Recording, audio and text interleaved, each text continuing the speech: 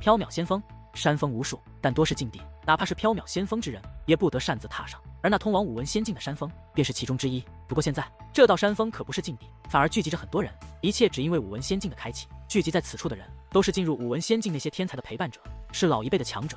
本来距离武文仙境关闭的时间还有1日，所以这山峰之上的很多前辈高手都是盘坐在地，闭目养神。此处倒也显得安宁。可是就在刚刚发生的一件事，却让整座山峰热闹起来。所有人都是满面吃惊，甚至眼中充满好奇与不解。因为就在刚刚，有3名诛仙群岛的天才自动捏爆仙符，自武文仙境之中传送了回来。这样的变故引起了人们的注意。要知道，距离武文仙境规定的时间还没有到，这个时候应该是人们最奋力争取武文的时间才对。谁会无缘无故提前捏爆仙符回来？何况他们3人的脸上还满是惊恐之色，就像是受到了惊吓一般。所以在场之人皆是推断，他们可能遭遇了凶险，所以才被迫捏爆了仙符，逃了回来。可是又是什么样的人能够将诛仙群岛的人逼退？又是什么样的人敢对诛仙群岛的人动手呢？在众人猜测纷纷之际，很快又有3道身影出现。这回更是了不得，竟是名震东方海域诛仙群岛的3位绝顶天才，东方海域3大美女之一，诛仙群岛9仙之首的孙女亚妃，诛仙群岛岛主之女，东方海域第1天才慕容寻的妹妹慕容婉，以及诛仙群岛2仙战九霄的儿子战风。这3位天才怎么也出来了？这一刻，人群之中议论纷纷，所有人都在猜测着。毕竟先前的3位天才出来，还有情有可原。他们虽强，但也不是最强。但是此刻这3位可就不一样了。说他们3个是此次进入武文仙境中最强的，也不为过。有谁能够威胁到他们3个？这实在是让人浮想联翩，却又猜不出个结果。然而，就在人们陷入这种各种猜测之际，令人想不到的是，又有4道身影出现在了山峰之上，竟然是缥缈仙姑的4位弟子春夏秋冬。这一次，山峰之上彻底沸腾了。这究竟是他吗？怎么回事？怎么此次武文仙境最强的几位全都出来了？这到底是发生了什么？亚妃、战风、慕容婉，你们3个真是卑鄙无耻，下流至极！光明正斗不过就耍卑鄙手段，你们还要脸不要？当春武出来后，顿时就怒了，指着亚妃3人便是一通臭骂。春武，虽然不知道你在说什么，但是我劝你最好注意用词，若是再敢放肆，小心我对你不客气。亚妃也不甘示弱，竟威胁起春武，就好像春武冤枉了他一样。怎么了？不承认了，还是不敢认了？要我看你们是怕丢人了吧？好，你们怕丢人，我就非要你们丢人。你们不想让武文境内的事情让别人知道，我就偏要让别人知道。江亚妃等人竟然不认账，春武则是小嘴一撇，随后看向众人，高声说道：“诸位前辈，这6个诛仙群岛的天才，简直卑鄙无耻到了极点。在武文仙境内，为了争夺，可谓是用尽各种卑劣的手段。在此之后，春武便一五一十的将武文仙境内，尤其是运雾圣殿内发生的一切，对着众人讲述了一遍。而当春武讲述完毕之后，在场之人简直震惊到不能再震惊了。先不说诛仙群岛的亚妃、战风、慕容婉等人的所作所为，单单是一个叫做无情的小人物，不但开启了传说中的运雾圣殿，更是凭借一己之力将诛仙群岛的3位绝顶天才击败，这简直让人不敢想象啊！这不会是真的吧？怎么可能？就算那个叫无情的小子在运雾圣殿获得了好处，可是只是3品武君的修为，怎么可能将亚妃、战风和慕容婉3人击败？因为实在太过不可思议，所以在场的很多人都并未轻信春武的话，而是表示质疑。春武，虽然不知道我们在什么地方得罪了你，但是你这样信口开河、含血喷人，就不感觉羞愧吗？我承认，我们的确是与你们一同进入了运雾圣殿，但是你所说的事情根本就不属实。亚妃一口否决，概不承认，她怎么可能承认运雾圣殿内的举动？春武姑娘，看你长得这么美丽，想不到心如蛇蝎。那运雾圣殿明明是自动爆炸，你怎么能诬陷是我们搞的鬼呢？战风也一同反驳，你们可真能狡辩，果然足够不要脸。春武气得小脸通红，对方有6个人，他们肯定会统一口径，而他们姐妹4人所说的话肯定也不会被外人相信。若是对方死不承认，他还真拿对方没办法。但是本来可以获得大量武文的他，只因为亚妃等人的卑鄙举动，从而丧失了这难得的机会，他自然很不甘心。所以就算对方不承认，他也要揭穿到底。春武师妹，不要争辩了，无情师弟到现在可还都没有出来呢。可就在这时，秋竹却是悄悄拉扯了一下春武的裙摆。什么？无情师弟还没出来？而听得此话，春武顿时大惊，那本是通红的小脸刷一下子就白了。尤其当他环目四周，甚至将精神力渗透而出，扫视整座山峰，发现真的没有楚风的影子后，当场就吓傻了。因为这说明楚风没能逃出那运雾圣殿，此时此刻可能已经葬身其中，真是该死。吃惊了好一会，春武才反应过来，指着亚妃3人大骂一声：“若是无情师弟出了3长2短，我跟你们没完！”话罢，春武便纵身而起，向风下飞掠而去。春武师妹，等等我！见状，秋竹也是赶忙跟了过去。死了吗？真是活该！而这一刻，夏雨与冬雪对视一眼，脸上不但没有丝毫担心与惊慌，反而尽是暗爽。与楚风早就闹掰的他们，真是巴不得楚风就死在那运雾圣殿之内，这样不但能一解心头之恨，更是除掉了一个后患大敌。不过暗爽归暗爽，表面功夫还是要做的。知道春武与秋竹是去向缥缈仙姑求助的他们，也并未停留，而是娇躯一纵，追了过去。看来那无情是个要钱不要命的主，竟然妄想能够抵挡住我的自爆符，那可是我爷爷炼制了1个月才炼制成功的自爆符，连8品武君都难以抵挡，他岂能够抗衡？亚飞小声嘀咕，脸上满是得意之色。他的确是个人才，不过可惜因小失大。相比于亚飞的洋洋得意，慕容婉却是一声轻叹。虽然他也败在楚风手中，也很愤恨楚风抢走本属于他们的一切，但他也不得不承认，楚风真的很厉害。他对楚风已是刮目相看，人才若不是靠着在运雾圣殿内获得的好处，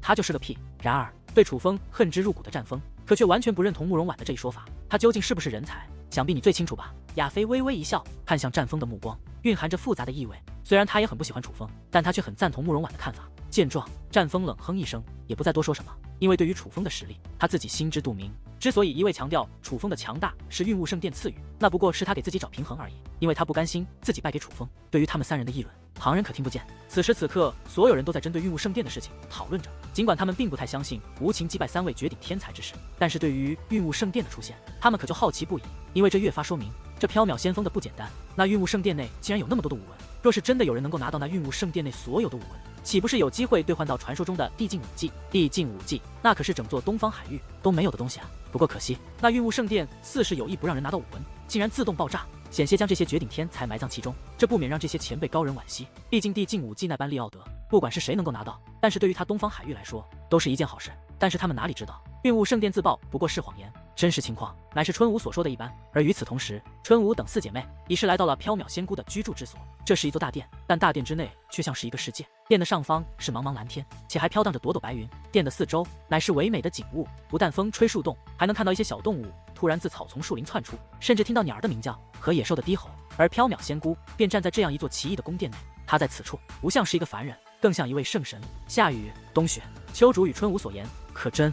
缥缈仙姑听过春武与秋竹的讲述后，淡淡的问道：“回师尊，此事千真万确，还请师尊救无情师弟出来。”夏雨与冬雪不是傻子，在他们这位神通广大的师尊面前，岂敢撒谎？不但没有撒谎，更是虚伪无比的替楚风说起好话。师尊，无情师弟是为救我们才会这样的，您一定要救他呀！春武与秋竹也是开口请求。对了，师尊，还有那诛仙群岛的家伙们，他们胆敢在我缥缈先锋任意妄为，您一定要好好教训他们一番。随后，春武又恶狠狠地补充道。然而这一刻，缥缈仙姑却是面无表情，淡淡的道：“我不过是缥缈先锋的守护者，这里的一切皆是阵法，阵法运转我无法插手，又何况那无情是被困于武文仙境之内，我帮不了他。至于关于亚飞等人之事，你们心里知晓便好，切勿再对外人提起，否则他人不幸事小。若是觉得你们血口喷人，那对我缥缈先锋也会有影响。可千万不要忘记，你们4个乃是我的接班人，如我一样，你们4个代表着缥缈先锋，做事要谨慎，千万不要被人抓住画柄。可是师尊，难道就真的置无情师弟于不顾吗？他可是为了救我们啊！”春武很是不甘心，他可以不对付亚飞等人，但是不能忍受楚风白白死去。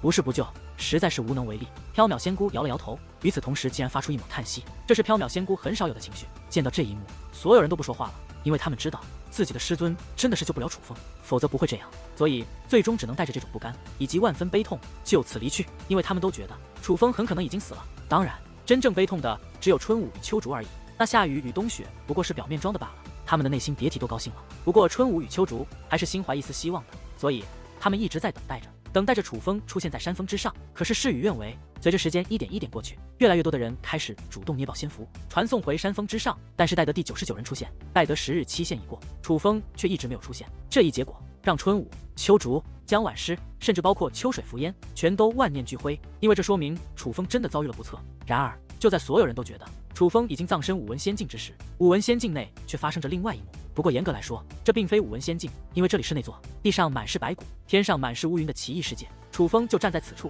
他感觉自己浑浑噩噩的，似是过了好长时间。此刻意识刚刚恢复，却发现已然不在运雾圣殿之内，但是他嘴角那自信的笑容依在，因为他知道他没有死，因为他知道他猜对了，那位神秘的强大存在果然不会让他去死。而就在这时，天空之上又是呼呼作响，那道神秘而满是威严的巨脸再度浮现。当那从天降的2道目光凝聚在楚风身体之际，那足以刺破苍穹的声音则是再度响起：“你很有勇气，也很聪明，但是可惜你却并没有彻底战胜对手，这才导致你险些毙命。所以运雾圣殿内的一切我不能全部给你，但是我给予你的这些奖励对你来说已是足矣。”话罢，一道光束便从天而降，如同先前一样，直接射中了楚风，并且融入了体内。对于武文仙境内楚风所经历的事情，缥缈仙锋内的人都不知道，所有人都觉得楚风已死。楚风之死虽然让一些人很是痛心，但毕竟大部分人却不关心这个，因为武文仙境的另一道大门已经打开，这是凭借武文兑换武技的入口。此时此刻，很多人已经陆续进入其中兑换武技，而每当有人进入其中之后，在入口的结界门上便会出现一个数字，那个数字便是那人所得武文的数量。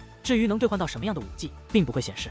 竟然是70道武文，不愧是慕容寻的妹妹，真是有其哥必有其妹啊！当慕容婉进入其中后，便显示出了70的数字，这让山峰之上无论男女老少，皆是发出了一阵惊呼。因为相比于其他人那几道武文来说，这70道武文绝对是一个不得了的数字。虽然比起先前战锋的90道武文还是差了许多，但对于在座之人来说，已是非常厉害。慕容小姐，不错哟，竟然获得了70道武文，收获颇丰嘛，应该兑换到了一本很不错的9段武技吧？在慕容婉自武文仙境走出后，战锋得意地笑道：“战锋，你不要得意。若不是将你那几个手下的那份全部吞掉，你能捕捉到90道武文吗？你自己一个人能捕捉到这么多吗？我二哥当初可没有依靠任何人，更没有私吞伙伴的那份，是靠自己一个人捕捉到的120道武文，和我二哥比，你差远了。”慕容婉很是讽刺地说道。而听得此话，战锋的脸色也很不好看，因我如同慕容婉所说，他能有这样的成绩，是因为他并没有与自己的手下平均分配武文，而是自己独占了大部分，否则不可能有这样的成绩。那又如何？成王败寇，这次武文仙境的第1名是我，而不是你。战锋眼见行径败露，也不掩饰，干脆直接承认。又因他也是诛仙群岛的绝顶天才，所以打心底里他并不惧怕慕容婉。无耻之人！慕容婉冷哼一声，不再理会。尽管同是诛仙群岛的人，但是他却一直很反感战锋的一些做事风格。虽然他也有剥削自己手下的武文，但绝对不会像战锋这么过分。你们快看，竟然是98道，只差一点点就到100道武文了，厉害，真是厉害！只差2道武文就能兑换到人境武技了。亚飞就是亚飞，难怪被称为是诛仙群岛除慕容寻外最强的天才。今日一见，果真不假，看来这一届的第1名非他莫属了。然而就在这时，人群之中却突然响起阵阵惊呼，亚飞竟然捕捉到了98道武文！哈哈，刚才谁说自己是第一的？见到这一幕，慕容婉哈哈大笑。虽然他也并不喜欢亚飞，但却只是因为亚飞是自己二哥的未婚妻，并不像对战锋那么反感，所以若是能够选择，他宁愿亚飞拿第1，也不希望战锋拿第1。而这一刻，战锋的脸色则是铁青。先前他已经将大话都说完了，但是此刻竟然被亚飞超越，这简直等于当众被打脸，着实让他下不来台面。在此之后，其他人也是陆续进入武文仙境，除了诛仙群岛的3位绝顶天才外，夏雨、秋竹、冬雪也是获得了不小的成就。夏雨与冬雪分别捕捉到了35道武文，虽然这个成绩和亚飞等人没法比，但已然相当不错。至于秋竹，更是捕捉到了70道武文。他之所以比夏雨和冬雪多，那是夏雨与冬雪为了让他不输给亚飞，所以特意多给了秋竹一些。实际上，他们3人一同捕捉武文，本来就是秋竹出力更多，多劳多得也是应该。但实际上，秋竹能有70道武文的成绩，更多的却是因为在运雾圣殿内，他也收获了不少。但是奈何就算如此，他与亚飞的差距仍是很大。毕竟夏雨和冬雪不像亚飞手下那么大公无私，将属于自己的那份武文全部送给秋竹。春武师妹，人死不能复生，对于无情师弟的死，我也很伤心难过，但是你还要坚强一些。秋竹出来后，不由得劝起了春武。事实上，这一刻所有人的目光都投向了春武。当觉得楚风已经死去后，春武非常伤心，脸上一直挂着泪花，眼睛都哭肿了。这导致他对这武文仙境最重要的环节已是不感兴趣。如今当初进入武文仙境的人已经全部兑换到了属于自己的武技，就唯独春武一人没有进入其中了。春武，去吧。就在这时，缥缈仙姑也是开口了。伤痛欲绝的春武虽然并没有说话，但还是一步一步地走进了那兑换武技的武文仙境之内。然而，就当春武踏入其中的那一刻，全场之人皆是面容大变，就连缥缈仙姑的脸上也是涌现出了意外之色。因为此时此刻，在那结界入口处现实出的数字可是108，竟然是108道武文，竟然与慕容寻保持的记录只差了12道而已，好厉害！本以为大局已定，想不到最厉害的竟然是春武姑娘。108道武文啊，已经能够兑换到人境武技了吧？这一刻，本是沉寂的山峰之上再度沸腾起来，谁也想不到春武会给他们这样一个惊喜。108道符文，这实在太让人意外了。要知道，春武比之亚飞、战锋、慕容婉、秋竹等人，可还是要低上一层境界，只是4品武军啊！这一刻，就连亚飞等人皆是满面的吃惊，万万也想不到，秋竹没超过他，战锋不如他，最终他却败给了一个4品武军的春武。实际上，相比于亚飞他们，夏雨和冬雪更为震惊，因为他们亲眼看到春武只是在运雾圣殿内捕捉了大概10几道武文而已，按理来说他不应该拥有这么多武文才对，这究竟是怎么一回事？此时此刻，整座山峰之上都彻底沸腾了，所有人都没有想到，这6年开启一次的武文仙境，这次会是春武获得了最好成绩。事实上，就连缥缈仙姑这位顶级大人物的脸上，也是难得的涌现出了淡淡的笑意，可见他也是开心的不得了。毕竟这缥缈仙峰是自己的地盘，自己的弟子能够拿到第1的成绩，他这位师尊自然也是脸上有光。而在无数道惊叹的目光下，春武也是很快便走了出来。很显然，凭借那108道武文，他能够兑换到一本人境武技，只不过在他的脸上可没有太多喜悦之色。春武师妹，这是怎么回事？你怎么获得这么多武文？是啊，春武师妹，这么多的武文，你究竟是从何而来？见春武走出来，夏雨和冬雪2人第一时间围了上去，将春武拉到一旁，询问起来。很好奇吗？春武抬起头，以一种轻蔑的目光扫视了一下夏雨和冬雪，随后讽刺的笑道：“不妨告诉你们，当初我和无情师弟一起走后，便没有再去亲自捕捉一道武文。除了在运物圣殿内自己捕捉的18道武文外，我所得到的其余90道武文之中，有88道是无情师弟自己捕捉，并且分享给我的。我这么说，也许你们不信，但是我可以明确的告诉你们，无情师弟的确发现了一种寻找武文的新方法，那方法独一无二，并且效率奇高，可却又唯有他能做到。起初，他本想与我们姐妹4人一同分享，可是你们不但不相信他，还出言侮辱他，将他驱赶出咱们的群体。如今我能得到人尽武技，靠的全是无情师弟。当初你们若是相信他，同样也会有我这样的收获，但是你们没有，所以你们不用羡慕我，更不用嫉妒我，因为你们活该。春武的这番话说得非常大声，有意让全场之人都听见，有意要打自己2位师姐的脸。虽然她们是生活在一起多年的姐妹，但是这几日时间，她却看清了这2位师姐的嘴脸，知道她们究竟是一个什么样的人。什么？春武姑娘这样的收获，竟然全是那个叫做无情的人给的。果不其然，听到春武的话后，在场之人更是惊叹不已。原来春武能有这样的成绩，竟是叫无情之人所赐。而同样的，那运物圣殿似乎也是那叫无情发现的。再联想到那无情之前的种种，人们不得不重新审视起来，都觉得如果一切属实，那无情还真是一个了不得的奇才。可是只要想到这样的奇才竟然已然死去，在场的很多人都忍不住摇头叹息，因为无情之死不仅仅是他师尊的损失，更是整座东方海域的损失。而这一刻，夏雨与冬雪不仅面色铁青，就连肠子都悔青了。不得不说，春武的这番话让他们受到了沉重的打击，深深的刺激到了他们。之前楚风所说的话竟然全部是真的，他竟然真的能够凭借一己之力捕捉到武文。本来他们也有所怀疑，但是仔细想想，春武自己似乎并不具备这样的能力，他不可能一个人捕捉到这么多武文，那这样一来就只有无情了。所以他们是想不信都不行，而一旦相信了，他们就恨不得有一种狠狠抽自己2巴掌的冲动，恨自己当初为什么不相信楚风，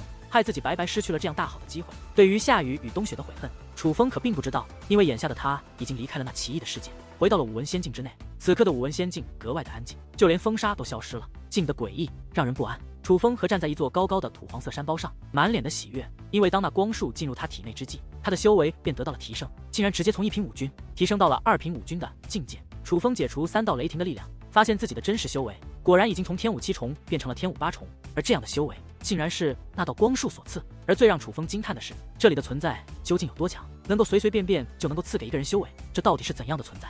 楚风，我突破了，我的修为突破了。然而就在这时，令楚风想不到的是，蛋蛋竟然欢呼雀跃地呼喊起来。而楚风这一观察不要紧，着实吓了一大跳。蛋蛋的修为竟然已然踏入了武军境，1品武军。蛋蛋如今已是1品武军，蛋蛋，你的修为竟然也增强了。楚风吃惊不已，自己的力量增强也就罢了，竟然连靠本源才能提升修为的蛋蛋也提升了力量，并且提升的比他还要高得多，直接踏入了1品武军，这简直太不可思议了。看来这里的那个家伙还真不简单，他虽然没有刻意的帮助你，但是帮助我也等于帮助了你嘛。本女王这1品武军的修为可是比你那2品武军的修为可要厉害得多哟。嘻，蛋蛋那甜美的小脸的都笑开了花，别提多美了，可见这丫头真是开心坏了。因为长时间没有找到强大的本源，她的修为已经停滞许久，没有进展，今日竟然直接踏入了1品武军，这可谓是一个质的跨越，让她想不开心都难。的确不简单，竟然连我体内的你都被她发现了，不知道我丹田内的神雷是否也有被她发现呢？楚风仰天观望，心中暗道，这个可不一定，虽然我是你的界灵，存在你的精神空间，但是绝对的强者，看穿你的精神空间也并不难。可是你丹田内的神雷可就不同，他有意隐藏自己，并且蕴含的力量同样强大到深不可测，恐怕就算是这里的存在，也未必能够发现他吧。淡淡解释道。楚风点了点头，表示赞同。他体内的神雷的确神秘莫测，连他至今都没有搞清楚那神雷究竟为何物，又何况其他人。好了，楚风，快看看你的手臂，那个存在说要给你好处，我想除了赐予你修为，必不可少的一定还有武文。淡淡开口提醒道。对，我怎么忘记这点了？听得淡淡的提醒，楚风也反应过来，赶忙掀开自己的一只袖子，这一看不要紧，就连楚风自己也吓了一跳，在他的左臂之上，密密麻麻的全是武文，竟然足有3000道。而这还不算什么，当楚风掀开另一只袖子之后，楚风彻底被惊呆了，因为在他的另一只手臂上，竟然同样刻画着密密麻麻的武文，同样是3000道、6000道武文。我的个神呀！楚风，这次你发了！看到这个武文，就连淡淡也是忍不住惊呼一声。显然，这个见多识广的女王大人也是被吓了一跳。100道武文已是能够兑换到人境武技，这6000道武文又能够兑换到怎样的武技呢？眼下在山峰之上，人们可不知道楚风不但没死，反而获得了6000道仙文之事。他们只知道，当春武自那兑换人境武技的武文仙境内走出后，这6年1届的盛世大局已定。所以此刻到了最后的收尾环节，那便是由缥缈仙峰的主人缥缈仙姑为第1名颁发奖品。缥缈仙峰上奇物无数，所以在场之人都很好奇，缥缈仙姑会为给予春武怎样的奖品？缥缈仙姑似是明白众人之意，她面带淡淡微笑，尽显高深莫测，一代顶尖大人物的姿态，果然不同凡响。随后，只见其袖袍轻轻甩动，掌心一个乾坤袋便浮现而出。春武，既然你获得了第1名，那这些就是你的。缥缈仙姑说话之间，掌心之上的乾坤袋已是自动升空而起，缓缓地飘向了春武。春武多聪明伶俐的丫头，顿时明白师尊的用意。他老人家身份高贵，不便在众人面前炫耀自己奖励他人的东西。但是春武不一样，师尊不便炫耀，他可是能够炫耀的。于是春武便当着众人的面，直接打开了乾坤袋。乾坤袋光芒一闪，顿时一颗五光十色、掌心大小的蘑菇便飘了出来。这蘑菇一出现，整座山峰都能闻到一股强烈的香味，并且在场之人皆是感到一阵神清气爽。竟是上品五药五只仙魔。看到那奇异的蘑菇，很多人都露出了吃惊的表情。五药本就珍贵，而上品五药更是珍贵至极，在整座东方海域都算得上是难得的宝贝。至于这五只仙魔，那可谓是上品五药中的极品，其中的武力不但极浓，更是容易吸收，并且没有反噬作用。若是五军之下者服用，短时间内增进数重修为，根本不是梦。若是天武九重者，在突破五军之前服用，更是能够大大的提升成功率。哪怕是五军境的服用，也有极大的效果。最主要的是，这五只仙魔，他处根本找不到，也没人知道如何培养，唯有这缥缈仙峰才有。但是哪怕在缥缈仙峰之上，也是非常罕见的奇物。所以当这五只仙魔出现，所有人都吃惊不已，脸上涌现出了向往之色。哪怕是夏雨、冬雪，甚至秋竹三位从小在缥缈仙峰长大的人，也是一脸的羡慕，因为这五只仙魔实在是太珍贵了，哪怕是他们，也不是随随便便就能享用得到的。然而就在这时，春武手中的乾坤袋连续闪烁，竟然又有5颗上品五药，五只仙魔漂浮而出，6颗五只仙魔，足足6颗五只仙魔。这一刻，莫说在场的小辈，就连那些老一辈的强者，也是不由倒吸了一口凉气，脸上涌现出震撼之色。一颗五只仙魔已是如此珍贵，而缥缈仙菇竟然奖励了6颗，不得不说，这可是一个大手笔啊！然而就在所有人都用那羡慕和嫉妒的目光看着自己时，春武却没有多么高兴，因为他知道这些本来不该是属于他的，这些应该是属于楚风的。此时此刻，在武文仙境内，楚风正因得到了6000武文而欣喜着，要回去了，修为还是要隐藏一下才行。楚风如今的修为乃是天武8重，若是动用3重雷霆，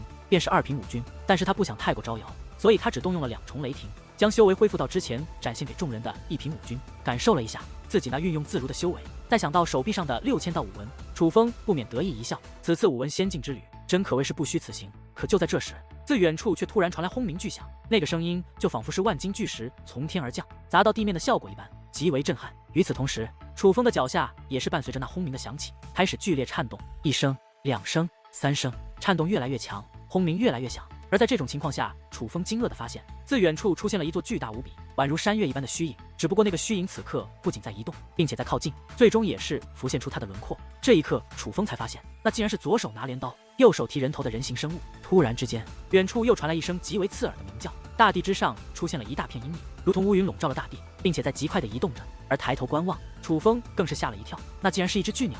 一只大到不可思议，能够遮盖一方天空的巨鸟。那巨鸟通体为黑色，但是身上却萦绕着道道粗壮的雷电，伴随着那巨大翅膀的扇动，数道雷霆也会劈下，所过之处连天空都会塌陷了，大地更是被那雷光所占据。与此同时，各种刺耳的吼声响彻不断，各种气势非凡，形态各异，楚风从未见过的巨兽一一出现，很快便占据了这片天地。这里究竟是什么地方？莫非他们就是被封印在此处的魔物？这一刻，楚风彻底被惊呆了。他不能够确定这些究竟是什么，但是他能够确定的是，这些生物随随便便一个，都有轻而易举将它粉碎的实力。渺小，真正的渺小，不仅是体型上的巨大差异，更是实力上的差距。这一刻，楚风悟了，他终于知道为何10日期限之后，留在这武文仙境的人会死路一条。他也终于知道这武文仙境内为何如此荒凉，寸草不生，因为这里似乎是这群怪物的生存之地。有这群怪物存在，这里能够生长出东西，才叫奇怪。不过更为奇怪的是，这些强大的生物似乎并没有对楚风动手的打算，否则以他们的实力，哪里还有楚风逃脱的机会？对于这种情况，楚风也不难理解，想必定然是那个赐予他修为的神秘存在下达了特殊的命令，这才使得这次强大的生物不敢对他如何。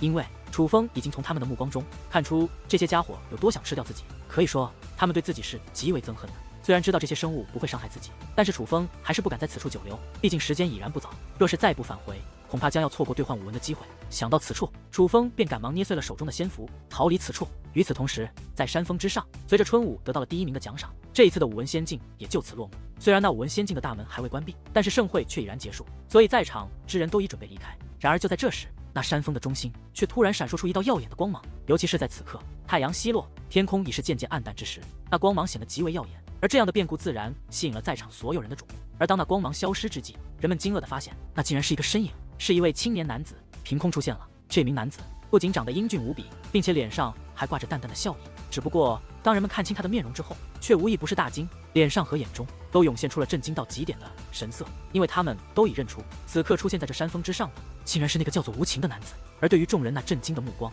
楚风脸上的笑意则是更浓了，淡淡的笑道：“抱歉，让各位久等了。”无情。这一刻，全场都震惊了，尤其是亚飞、战风以及夏雨、冬雪等人，他们的脸上不仅有震惊，还有更为复杂的神色，因为他们之前不仅确信楚风已死，并且都希望楚风死去。可是就当他们觉得自己心愿已了，楚风已死之时，楚风竟然好端端的出现在了他们面前，这显然让他们事与愿违，让他们大跌眼镜。这是他们不愿意接受的事实。无情师弟，但是相比于战风等人，春武、秋竹、江婉诗等人可就是满面的狂喜，尤其是春武，甚至不敢相信自己的双眼，先是使劲的揉了揉，这才确定的确是楚风回来了。楚风真的没死。3位美女一跃而起，几乎一同跑到了楚风的面前，那个亲热劲，别提羡慕死多少人了。而春武最为夸张，抓住楚风的衣服又蹦又跳，若不是在场之人太多，其师尊也是在场，他定然会一头钻进楚风的怀里不可。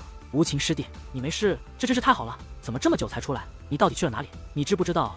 我们都急坏了。秋竹等人开口询问。是啊，你看春武师姐都哭成什么样子了。江婉诗更是指向了春武那已经微微肿起、红彤彤且泛着泪光的眼睛。看到这一幕，楚风心中不由一酸，不用多想，他也知道春武为何会这般，定然是以为他出事了，伤心过度导致。而这也让楚风知道，春武真的很在乎他。实际上，楚风能够看出，江婉诗也哭过了，甚至秋竹也应该偷偷的掉过泪花，不过显然都不如春武这么激烈，这么明显。但是不管怎样，楚风心中皆已有数，究竟谁在乎他？楚风，谁只是表面奉承？他已自有评判。真是对不起，让你们担心了。这么久没有出来，是因为我一直都在运雾圣殿内。楚风很是惭愧的说道。运雾圣殿？可是那亚飞明明放了自爆符，你是怎么逃过一劫的？春武很是吃惊，同样也很是好奇。对于此事，楚风先是微微一笑，随后说道：武文仙境内的一切都玄妙无比，我们身在其中，简直如同蝼蚁。一些蝼蚁竟然妄想撼动铜墙铁壁，竟想用一道自爆符便毁掉运雾圣殿。我只能说，这种人实在是太天真了。楚风虽然并没有明说是谁用的自爆符，但是说话之间却是看了亚飞等人一眼，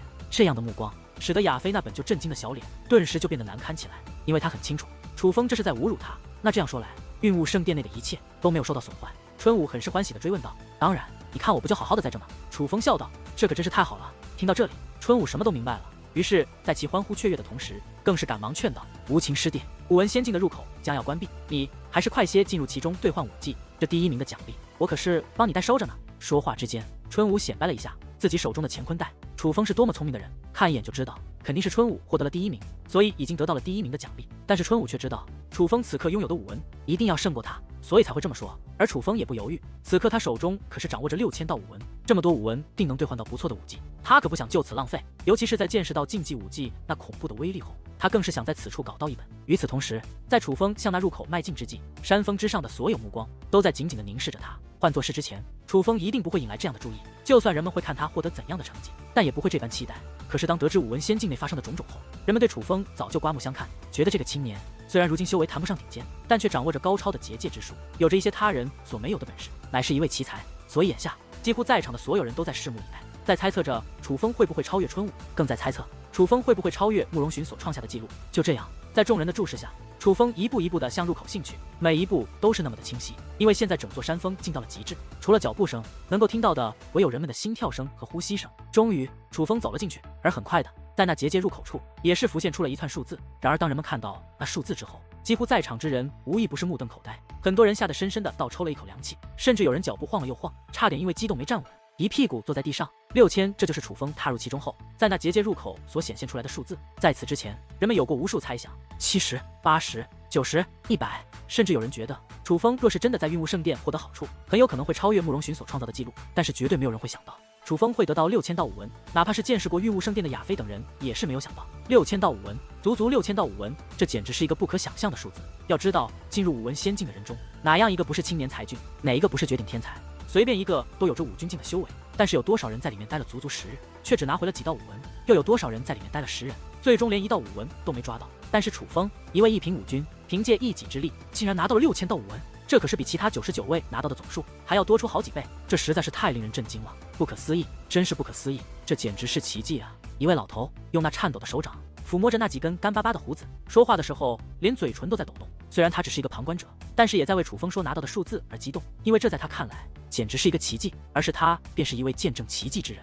据说武文非常难以捕捉，我之弟子进入其中，与几位好友联合，却都失败数次，未能捕捉成功。就算那传说中的运物圣殿内有着大量的武文，可是据说也都需要自行捕捉才能拿到。这无情只是一凭武君的实力，他究竟是怎么做到的？但是震惊之余，更多人却都在猜测着楚风究竟拿到这么多武文。可是越是猜测，他们越是震惊，因为想出了很多方法，但感觉都不能实现。除非楚风真的如春武等人所说，拥有逆天战力，否则不可能做到这一点。但是若是春武所说都是属实，那这楚风未免也太厉害了，厉害到人们简直不敢想象的地步。甚至就连向来淡定的缥缈仙姑，此刻的面容已早就不再平静，她的目光闪烁不定，其中满是复杂之色，似乎在思考着什么。而就在所有人震惊之余，楚风已经来到了武文仙境之中。虽然同为武文仙境，但是这座武文仙境与之前的可是完全不同。这里的四周一片混沌，可以说是漆黑一片，除了身后的入口，几乎什么都看不见。而就在这时，无数道金光如雨点一般自楚风的双臂爆射而出，而当那金色的光点漂浮到半空后，更是与这四周的黑暗形成了鲜明的对比，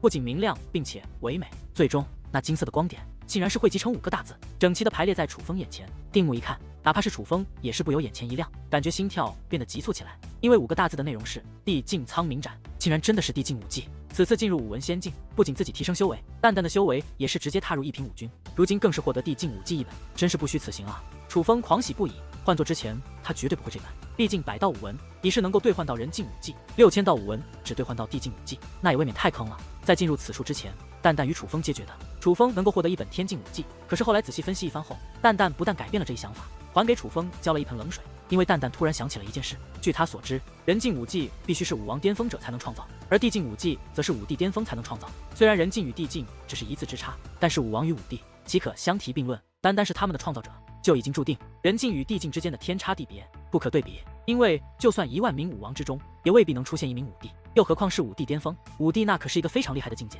除非拥有绝世天才之资，或是顶级血脉，或是天赐神体，否则休想踏入这一境界，哪怕付出再多努力也不行。而那天境武技那就更不得了了，那可是要在武帝之上的境界才能创作。至于那神境武技，可就是真正的传说，就连天下间有没有这种武技都不知道。但是值得一提的是，这地境武技的威力可不会弱于秘籍。若是有谁彻底掌握了地境武技，那么地境武技在他的手中将有毁灭性的威力，就算在大成的秘技面前也能抗衡。所以想到这里，淡淡就担心了，他真的很担心楚风这6000道武文究竟能不能换到一本地境武技，因为地境武技太珍贵了，至少6000名武王也是无法与一名武帝抗衡的。这也导致楚风也很担心，在进入此处后，他是很忐忑不安的，担心最忌这6000道武文到最后只能换来60本人境武技，可是给他再多人境武技又有什么用？根本就比不上一本地境武技。然而眼下，楚风竟然真的获得了一本地境武技，这叫他如何能不激动？要知道，据说整座东方海域都没有人掌握地境武技，而他如今却获得了，这叫他如何能不欢喜？如何能不激动？而就在这时，那半空之上，武文所化作的金光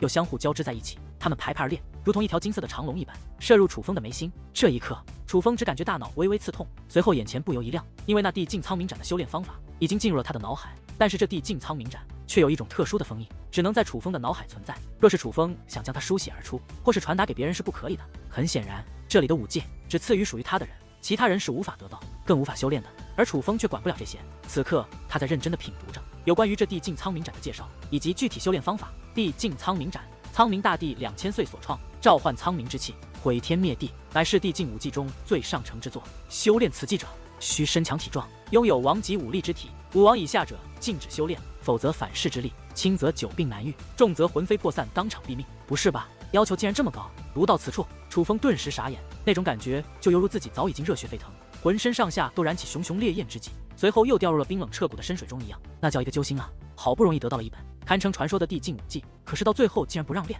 这也太恶心人了，还让不让人活？楚风莫急，得境武技本就要求极高，何况这本地境苍冥斩乃是最上乘之作，要求本就应该更高。不过虽说武王之下不能修炼，但那也只是针对寻常人。你体内藏有神秘莫测的神类，身体本就强于常人，何况你现在的武君修为乃是利用雷霆达到，还并非真正的踏入了武君境。待得你自己真正的踏入了武君境，获得第4道雷霆之时，那才是你真正领悟武君境界的时候。相信那个时候，你的身体更是不可同日而语。到了那时，你的身体已是能够承受我的力量，我可以将我的力量转借于你。那时，但从肉身的强横程度来讲，就算你不如武王，也是相差无几，自然就可以施展这地境苍冥斩。淡淡提醒道：“淡淡，你所言当真？你能够将你的力量转借于我？”听得此话，楚风大喜，他可是见识过淡淡的实力，更是感受到过淡淡那独一无二的气息，那股力量强大无匹，简直连楚风也是羡慕不已。若是能够得到淡淡的力量，那楚风的战力显然要跨入一个全新的境界。似是知道楚风所想，淡淡一笑，随后毫不留情地浇了楚风一盆冷水。你想什么呢？本女王的力量岂是你能掌握运用的？我的确能将力量转借于你，但只会增强你的肉身，却无法提升你的战力。当然了，这种转借界灵力量的方法，本来至少金袍界灵师才能承受，才能使用。但是我修罗灵界的界灵不同，我们能更完美地控制自己的力量，从而使得在你还是紫袍界灵师的时候，便将我的力量转借给你。当然了，这对身体的要求也很大。若是你身体太弱，就算我能将我之力量的狂暴点降到最低，你也是无法承受的。我懂了。虽然被狠狠地浇了一盆凉水，但是楚风还是无法抑制自己那喜悦的情绪。似乎对他来说，淡淡所掌握的力量比这地境苍冥斩的诱惑力还要大。而似是感受到了楚风的情绪变化和思维想法，淡淡也是得意一笑，心中暗道：算你小子识货。而就在这时，楚风身后的入口开始微微颤动，似是将要关闭。这一刻，楚风不由微微一笑，是时候出去了。当楚风从此刚刚踏出，这武文仙境的入口就瞬息关闭，整座山峰恢复到了之前的状态。但是此刻的山峰可不平静，几乎所有人看向楚风的目光都充满了极为浓郁的惊叹之色，甚至有些同辈中人看向楚风的目光还有着几分敬佩或崇拜。对于这一幕，楚风早有预料，6000道武文，就连他当时都很震惊不已，又何况是这些人？相信此时此刻，这些人一定在猜测着自己拿到了怎么样的禁忌武技。无情师弟，你太厉害了，整座运物圣殿的武文都被你捕捉到了吧？你究竟是怎么做到的？春武跑了过来，满脸欢喜地说道，说话之间更是将手中的乾坤袋递给了楚风。春武师姐，这个你就留下吧。楚风笑着拒绝，那怎么行？这个是属于你的奖品，我怎么能收呢？这不合乎规矩。何况无情师弟，虽然你的实力很强，但是修为还要努力啊，而这个能够帮你。春武强行打开楚风的手掌，随后将乾坤袋放到了楚风的手中。见状，楚风也是查看了一下乾坤袋，顿时不由眼前一亮，赶忙问道：春武师姐，这究竟是何物？其中蕴含的武力竟然如此柔和，简直是不可多得的修炼宝贝。这是上品武药五之仙魔，不过别它可不是普通的上品武药，乃是我缥缈仙锋独有的武药，并且无法培养，只能待其自动成熟才可采摘，价值远远超过普通的上品武药，甚至比极品武药五珠还要珍贵。虽然极品武药五珠蕴含的武力远在这五之仙魔之上，但是毕竟五军之下者无法炼化，但是这五之仙魔不同，天武境的强者也可炼化，甚至炼化之后将有奇效。春武耐心地解释道，竟然这么神奇。听到这里，楚风内心更是大喜，万万也想不到这武文仙境第1名的奖励竟然这么丰厚。凭借楚风的精神力，能够感觉到那五之仙魔的厉害，不仅蕴含了大量的武力，并且武力极为柔和，而武力越是柔和，越是代表着容易被炼化。这说明这五之仙魔则是非常好炼化的，尤其对于天武境的人来说，将有着极大的功效。恐怕凭借一颗五之仙魔，连续突破多重境界也绝对不成问题，是真正的天地奇物，修炼至宝。虽然楚风如今想要突破修为，需要得的武力非常庞大，这6颗五之仙魔对他来说根本起不到太大作用。但是若是让苏柔、苏美以及张天翼和江无伤来炼化的话，那效果可是不敢想象的。所以楚风才会这么狂喜，因为这6颗五之仙魔将对苏柔和苏美等人的修为起到巨大的帮助。作为如今在东方海域与自己关系最亲密的人，楚风一直都想帮助一下他们，而如今终于有这个机会了。无情，看来你在武文仙境的收获很是不错，不知可有拿到武文仙莲？就在这时，缥缈仙姑也是走了过来，并且此刻她看向楚风的目光中，竟然充斥着几分柔和，比之先前的见面可谓慈祥了数倍。可见在见识到楚风的实力后，他对楚风也是刮目相看。回缥缈前辈，晚辈已经拿到武文仙莲。楚风说话之间，将那颗春武帮他摘到的武文仙莲递给了缥缈仙姑。见到武文仙莲，缥缈仙姑的脸上也是露出了难得的喜悦之色，可见她也是很想救颜如玉的。在此之后，楚风便在春武、江婉师等美人的伴随下，在无数人那钦佩和羡慕的目光中，离开了这座山峰，返回了自己的休息之所。可是哪怕回到休息之所，楚风也无法好好休息，因为获得6000道武文的他，已经展现出了自己强大的一面和过人的天赋。几乎得知此事的所有年轻小辈都想与楚风交个朋友，甚至有些年轻女子还传信于楚风，向楚风示爱，甚至就连一些老辈强者也想与楚风见一面，聊一聊。但是在武文仙境内，已经见识过这群人嘴脸的楚风，又怎会给他们机会？所以除了春武等关系较近的人外，楚风一律闭门不见，不管是谁都不给面子。而因为武文仙境已然结束，缥缈仙锋也不会长留这些人在此做客，所以几乎除了楚风以及秋水浮烟和江婉师外，所有人都被委婉地送下了缥缈仙锋。虽然打扰自己的人都走了，但是如今的楚风反而变得更加不安，甚至坐立难安。之所以会这样，只因为他听说缥缈仙姑已经利用武文仙莲，正是为颜如玉驱除体内的魔物。而在经过了几日漫长的煎熬之后，那前去帮助缥缈仙姑的秋水浮烟终于出现在了楚风的视线内。秋水前辈，怎么样？颜如玉她没事吧？见到秋水浮烟，楚风赶忙焦急地询问道。看到这满脸担忧的楚风，秋水浮烟嫣然一笑，随后说道：想不到你会这么关心他，你们的关系很好吗？楚风迟疑了一下，随后摇了摇头，不，我与他关系并不好，但是他之所以会变成这样，毕竟与我有关，他若不能痊愈，我心也是难安。放心吧，武文仙莲可是封印奇物，那魔物虽然很厉害，但却也被彻底驱除。如今颜如玉那丫头不但性命无忧，更是完全获得了那魔物独有的能力，这个能力可不简单，可以说非常很厉害。甚至不弱于天赐神体。这丫头日后的成就不可限量，就算有一日超越慕容寻，也未必不可能。秋水浮烟说话之间，脸上竟然有着些许羡慕之色，似乎羡慕缥缈仙姑能够收到这样一位了不起的弟子。不过楚风，他似乎对你很有意见，所以不想见你。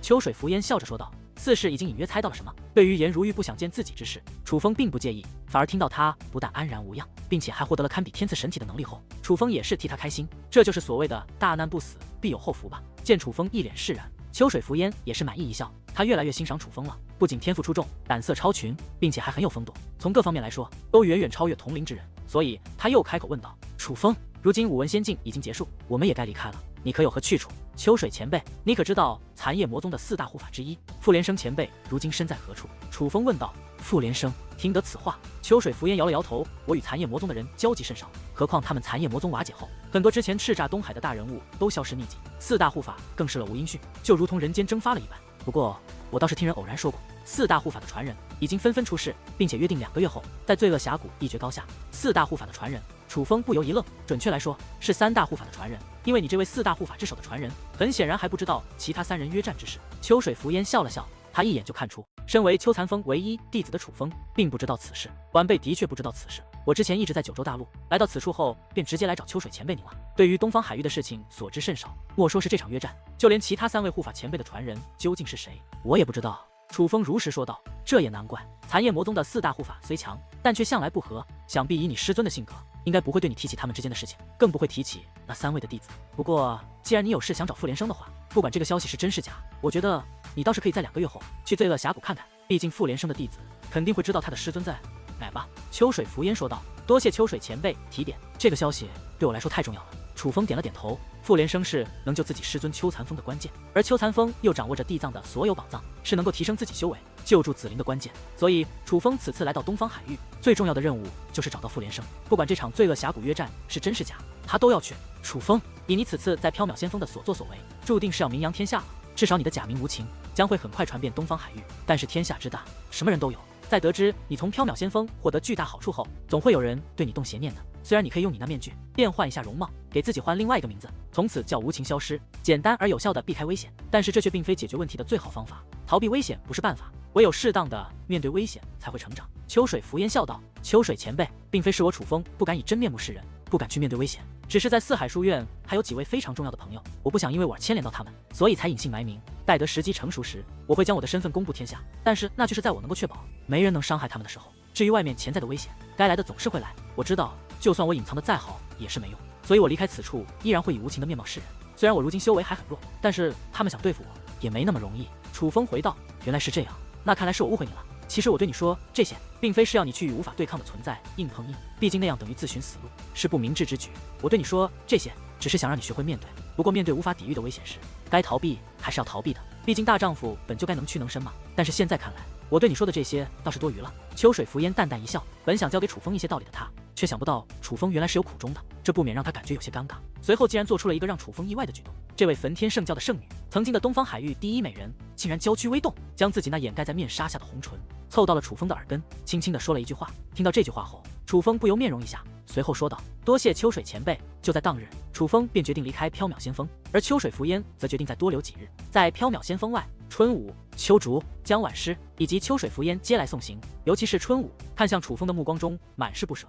若不是碍于缥缈仙姑要求不允许他离开缥缈先锋的话，这丫头一定会跟着楚风离开。春武师姐、秋竹师姐、颜如玉乃是我的挚友，如今她也拜入缥缈前辈门下，希望你们能好好照顾一下她。临行之前，楚风不忘嘱咐春武与秋竹一声，毕竟据他所知，颜如玉的个性稍显怯懦，尤其对于长辈属于言听计从行，而夏雨与冬雪又那般强势，楚风担心他们会难为颜如玉。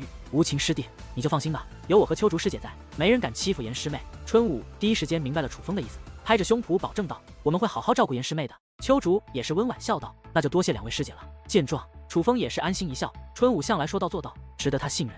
于是楚风也不再停留，便在春武等人的目送下离开了缥缈先锋，向远古传送阵飞去。而此时此刻，在一个缥缈先锋的出口处，却有一道亭亭玉立的身影站在那里，同样在注视着楚风离去的背影。